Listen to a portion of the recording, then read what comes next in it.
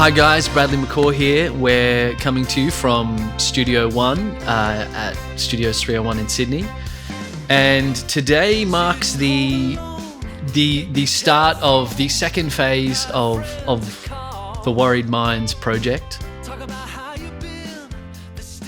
We started making this record 5 or 6 years ago, well before COVID, and it started as a bit of a passion project, really. You may know that I started as a musical theatre composer and as a classical singer and as an actor, and that was, the first part of my career thus far.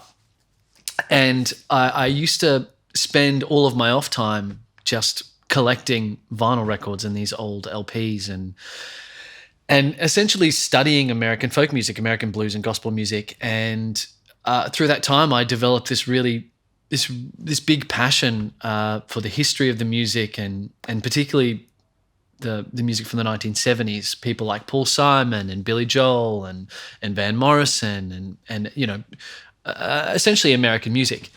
And so I was so enamored with it that I wrote to Louie Shelton. Louie Shelton is a Hall of Fame musician, producer, LA session god, that's played on so many incredible records that I don't really have time to sort of tell you all of them right now, but let's hit the highlights. The Monkees, Lionel Richie, Barbra Streisand, Marvin Gaye.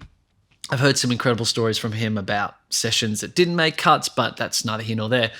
But so I wrote to Louie and I said, I want to make a record like you did back in the 70s and the 60s. I wanted to know what it was like and the energy that was in those rooms, or the way in which they crafted these songs that have become, part of our lives. And for me was part of, it brought me so much joy, and it was, borderline becoming an obsession. So I had this collection of songs that I'd been working on, and we organised a session at a studio in Queensland.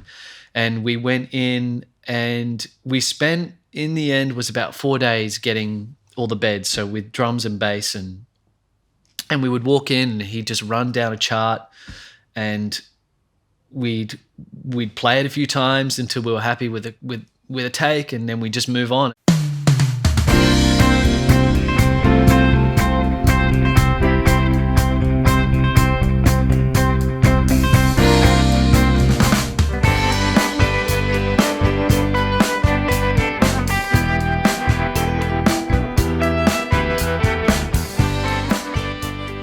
This was kind of like, the core of the start of this record. And at the time I had no kind of concept of where it was going, what we're going to do, but it was just something that I wanted to do, that I had to do. I wanted to know what it was like and the feeling of what happens when, a bunch of guys can try and make music at the very top of their game and leave with something that can live on, I guess, or something that can stand the test of time. It's just a